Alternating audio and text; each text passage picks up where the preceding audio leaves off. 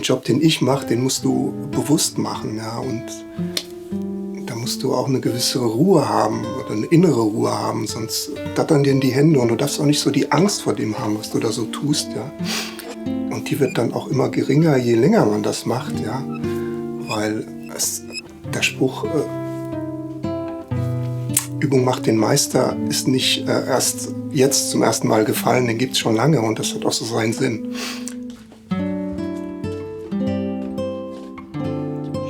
Wenn du im ersten Lehrjahr irgendwie 280 Mark verdienst, dann kannst du davon ausgehen, dass dir das Geld nicht unbedingt das Wichtigste ist im Leben. Ja. Also wer sich das jetzt auch immer so anguckt und so denkt, dass das alles so Schlaraffenland und alles supi-dupi Insta-Blink-Blink ist, das ist es nicht. Ich meine, das ist ein Handwerksberuf, da schluckst du Staub, da schneidest du dir ständig in die Finger und hier, die Werkstatt ist auch nicht beheizt. Im Winter ist es kalt, im Sommer ist es heiß. Man lebt so mit den Jahreszeiten. Das muss man wollen und auch können, ja.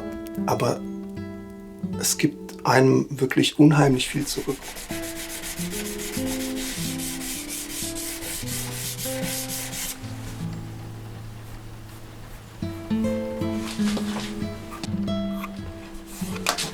Da ist halt immer irgend so ein innerer Antrieb, der dir sagt, das muss raus aus dir, warum auch immer. Also ich habe nie nach dem Grund gesucht und das ermöglicht mir halt diese Arbeit, ja. Und auch eigentlich mehr so die Freiheit, die ich in meiner Arbeit habe.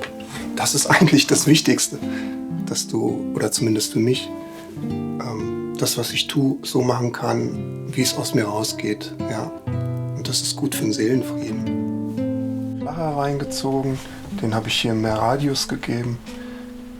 Das ist halt so die Freiheit, die du dann hast, ja, einfach. Aber der Witz ist, weißt du, es geht nichts über eine scharfe Kante, ja, weil die scharfe Kante zeigt dir, ob du präzise gearbeitet hast. Wenn du jetzt hier drüber schleifst, dann wird es so ein bisschen rund, ja. Das Dumme ist, dass du das machen musst, weil ansonsten der Lack nicht hält. So 3 Schichten, ja. Also das sieht dann halt so aus. Aber um deine Frage zu beantworten, was das wichtigste Projekt ist, das ist noch nicht passiert. Also die haben alle ihre Wichtigkeit und sind so kleine Stufen, also nicht im Sinne nach oben, sondern einfach nur kleine Stufen, die man geht. Und ich überlege mir das nicht. Ich denke auch nicht, ich sitze nicht in der Werkstatt, repariere eine Gitarre und denke mir so, boah, was machst du jetzt als nächstes? Nee. Auch wieder aus der Ruhe heraus sitzt du dann da und dann merkst du schon, jetzt geht's schon wieder los, ja, jetzt geht's schon wieder los und dann kommt das halt, ja. Und dann ist es an mir, es anzunehmen. Und das sind auch so Fahrwasser, in die ich mich begebe, aber in die ich mich auch immer bewusst begebe, wo ich am Ende gar nicht weiß, was dabei rauskommt.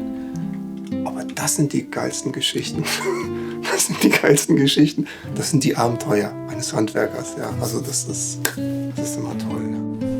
Ja. Da habe ich dann halt immer so ein bisschen mein Problem. Wenn das aber jemand ist, von dem ich weiß, hey, der kann aber auch eine Landschaft ganz geil zeichnen, ja, dann denke ich mir, okay, der hat eine Basis, der hat sich das überlegt. Das muss man auch können. Das muss man auch können. Ja. Ja.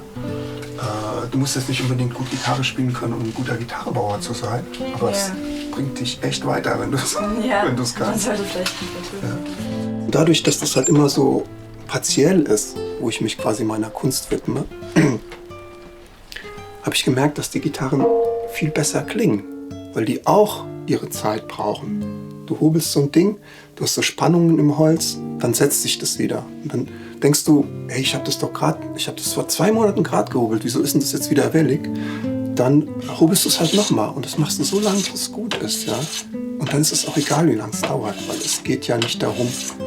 Und das ist ja das Schöne, wenn du keine Auftragsarbeit hast, dass du einen Kunden im Nacken hast, der sagt, hey, ich will das Ding jetzt haben. Du hast gesagt, 1 Jahr, jetzt sind schon 1,5 Jahre. Das möchte ich nicht haben. Ja. Da verzichte ich auf dieses Geld. Dann nehme ich lieber die Freiheit.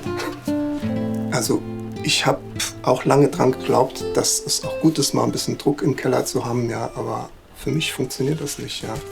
Aus der Ruhe heraus entstehen die Dinge, die guten. Und die wollen wir ja eigentlich machen.